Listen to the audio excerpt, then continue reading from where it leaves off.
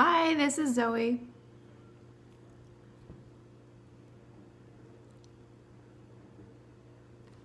Hi, everybody. This is Zoe Aarsen. I'm gonna wait just a second to get started, but um, this is my live broadcast from where I write, and I was kind of hoping to do this from the coffee shop around the corner because I live in Hollywood, and it's a little bit more glamorous to like take my computer to a place where Kristen Stewart used to always hang out before she moved out of the neighborhood. But their Wi-Fi is just like not very dependable. So I thought for the sake of the quality of this broadcast, it might be best to do this from my home office.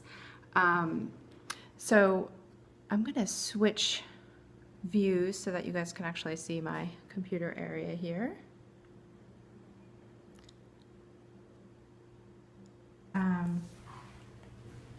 This is not super accurate. Usually my desk is a lot more cluttered than it is today, and almost always there's a cat sitting directly behind my computer in this area right here. I'm not really sure what the feline fascination is with that, but they do it pretty much every single day. My favorite thing about my little writing area is my map of my neighborhood of Brooklyn that I just left back in November, and I'm super homesick all the time. But when I lived there, I used to live like right there. So I kind of use that as inspiration because one day I really hope to move back home, and a lot of the characters that I work into my stories actually are based on people that I knew living in Brooklyn, so it definitely had a very big influence on me as a writer. So special guest star of my broadcast is, Brooklyn Heights. It's hard to say goodbye, but it's really expensive. So this is Silvio, a superstar, not really the world's best writing assistant, but he's usually up there. And in my apartment, which is a little bit ghetto because I have moving boxes up against the window, and I'll show you why in a second. My cats were so excited about living in California and having more room to play that they actually got into a little fight and broke my window. It's cracked.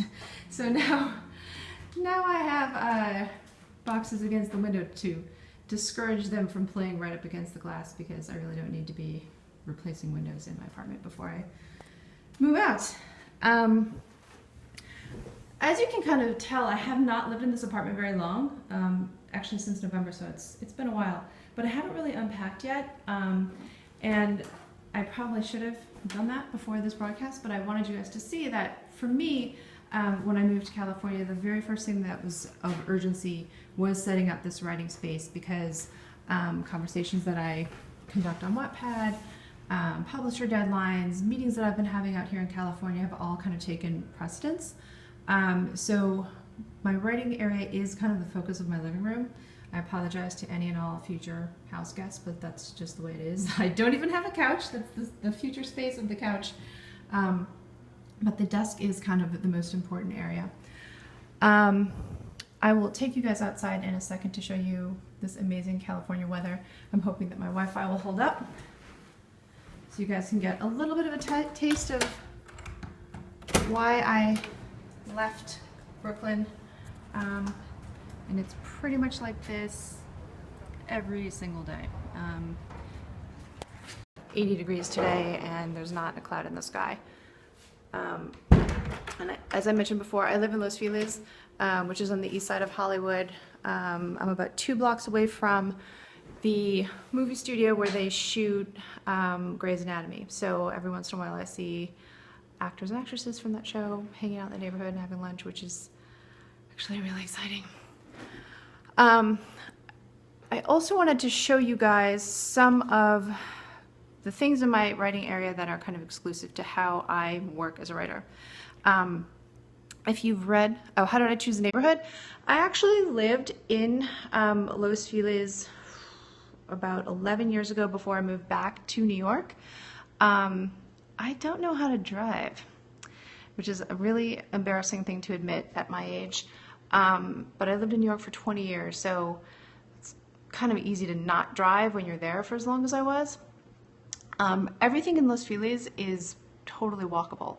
a block away from my apartment, there's an old-timey movie theater in one direction, and then there's another one in the other direction. There are diners, there's a bank, there's a grocery store. And quite honestly, there are like a lot of celebrities around here, and I'm totally like a sucker for that. I see Colin Farrell and Laura Prepon from Orange is the New Black at my Starbucks all the time. So it's a big decision when you move to LA, which neighborhood you're going to be in, because the city is so big and so diverse that your experience really depends a lot on you know, which neighborhood you live in. Silver Lake is so completely different from the west side, and I'm closer to the Silver Lake side of things. Yeah, I definitely, I can't say enough nice things about Los Feliz, especially if you're new to the city, because it is kind of central to all the freeways, and everything that you need is right here. So on weekends, if you don't want to deal with parking, it's great. Yes, Colin Farrell, I probably lost about 5 years off my life the day that I stood behind him in line at Starbucks, because it was powerful. It was before True Detective 2 started airing, so he still was like rocking the ponytail. Okay, so my secret Light as a Feather folder. Anybody who's read Light as a Feather knows that the series, which is now 3 books long, is pretty intense on historical details. So a lot of writers will tell you that they outline before they write, which I always do. If I set out even just to write a chapter, I kind of go into it knowing what needs to happen by the last sentence, what ground I have to cover, who needs to say what in order to progress the story along. I do that at a larger level too, where I write out the entire plot of the book and then I start filling things in, but I find that when I get that broad, it's a necessary step, but as I start writing, I change things because the plot just kind of takes on its own life. But this is my go-to standard. It's the timeline of the entire curse, who did what when, going back in time 22 years ago in Weeping Willow, and taking us all the way up to the September when Olivia's 16th birthday party happens and the curse is sort of thrust into fruition. It helps me keep track of things now in book 3, as I'm having to actually explain like what the curse is and how it works. It's really confusing, even for me, even though it lives in my head, to keep track of what parts of the curse have been revealed and who did what. You know, all of these things happened essentially like 18 years ago. Similarly, Weeping Willow is based on a real town, vaguely, the town where I grew up, but it's also been really helpful for me to keep track of kind of like the general logistics of the town as I've been developing it. So if I want to say, oh, the kids had a bake sale and they were doing it in the parking lot here, just keeping track of sort of the directional language that I'm using to describe who lives where and where the kids drive when they go to the mall. I made myself kind of this crappy map. In no way do I have a future as a cartographer, as you can kind of see here, but it helps me keep track of like, I don't know if you can see the details on this, but like this is Martha Road, there's the empty lot where McKenna's house used to be, there's McKenna's house and Trey's house, and then to give you some perspective, the Richmonds live over here, Misha lives in a gated community over here, the mall in Ortonville where they always drive is up here, and then Violet's evil house is like on the outskirts of town out here in the forest. And as dumb as it sounds, I find myself looking at this all the time, especially because I'm inventing things like, you know, they went to this pizza parlor, or they went to this ice cream shop. I don't necessarily remember because I write maybe once or twice a week, and in between the days when I don't write, I have a job and a grown-up life. But the readers on Wattpad always remember, and they always are quick to correct me and say, hey, you said Federico's is only open in the spring and summer, and it's closed and it doesn't deliver in the winter. And I'm like, oh yes, you're correct. I did say that. And then I have to go back and revise. So I'm very grateful to my Wattpad readers for helping me keep track of things. I don't know if you can see this because it's a black and white printout, but I do keep a small file on Trey because he is kind of like the focal point, at least for the ladies who read the series on Wattpad.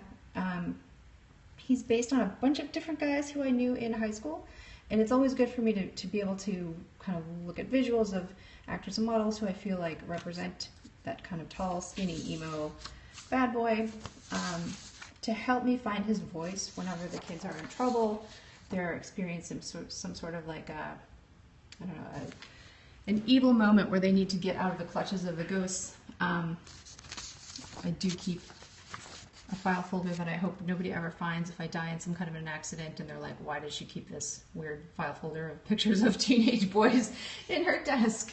But that's fine. It's character research.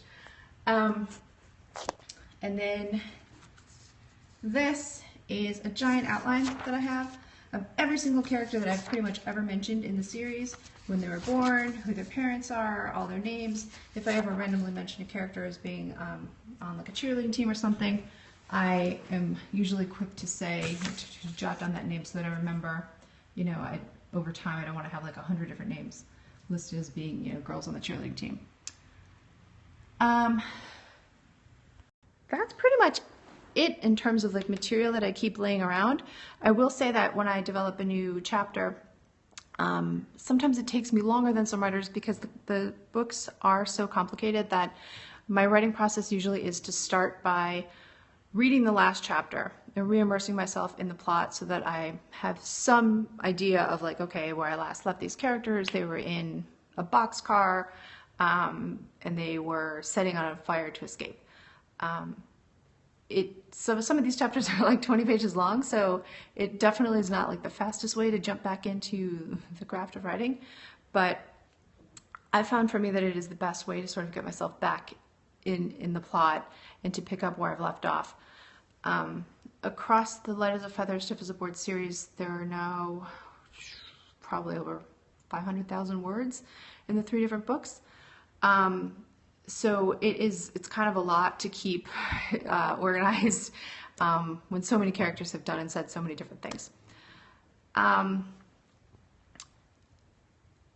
wanted to talk a little bit about Initiation, which is the short story that I wrote in partnership with New Line in support of the Gallows, which opens today in the US, which I'm going to see tonight. And I'm really excited about it because I feel like, for me, the backbone of any really good horror or paranormal story is the element of credibility. And I try to keep that in mind whenever I am writing. A story for me is only really scary if you might believe somewhere in your mind that it's true. I think that stories like Light as a Feather that are set in more real-worldish types of small towns where you know, every small town does tend to have legends about like people who've lived there in the past or the town history. That's the kind of thing that you read late at night or you see in the movie theater and then you go home and you're still thinking about it and it's really troubling you because you feel like that kind of maybe could actually happen. To share with you a ghost story from my own hometown where I went to high school, which ironically is the same hometown as Diablo Cody, who wrote Juno, if you've ever seen that movie. There's this really creepy church on a hillside along a rural route in town, and the church is called St. James of Sag. You can Google this. It's on, I think it's on Route 83. And the legend basically goes that a family, like about 100 or 200 years ago, was celebrating a wedding, and the bride and groom, for whatever reason, their different families hadn't wanted them to get married, but they were married anyway in the church in the middle of the night by a priest who had taken pity on them. And as they left the church, they had essentially eloped, but just like in town. Their carriage encountered a blizzard, and they fell off the side of the road and both died. And so the urban legend is if you're driving along Route 83 at night, you'll see these 6 white horses and not have any idea where they came from. Which doesn't sound super scary unless you live in this part of the country where all of the rural roads are like really wooded late at night. It's not like you're passing a McDonald's on every corner. There's really like nothing out there.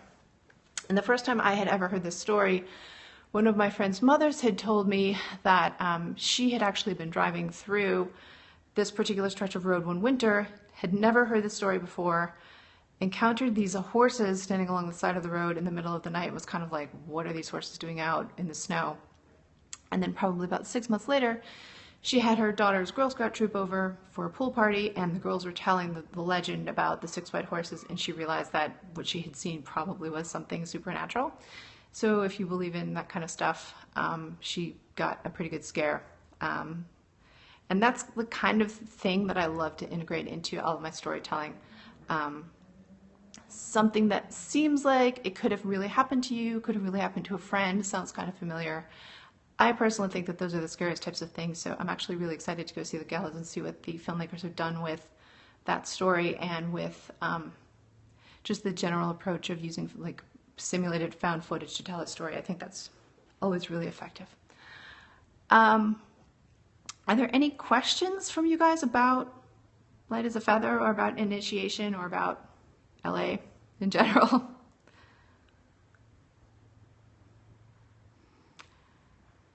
I'm not going to do a reading just because I feel like I've actually read Light as a Feather so many times over the last couple months because there has been a little bit of interest in it out here in Los Angeles. And it's on Wattpad, so if you're interested, you can find it and read it. But that's, again, where I write, how I write, and I will keep the broadcast up just for a few more seconds to see if there are any other questions. And I appreciate all of you guys for joining me today in LA.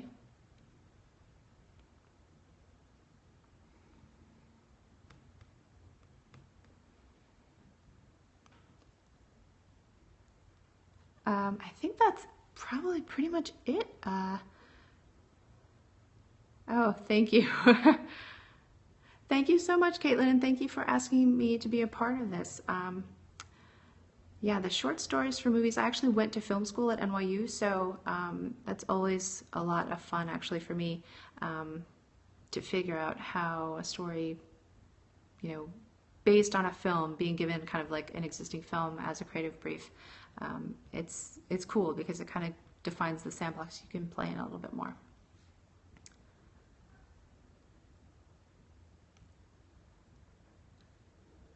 I think that's it.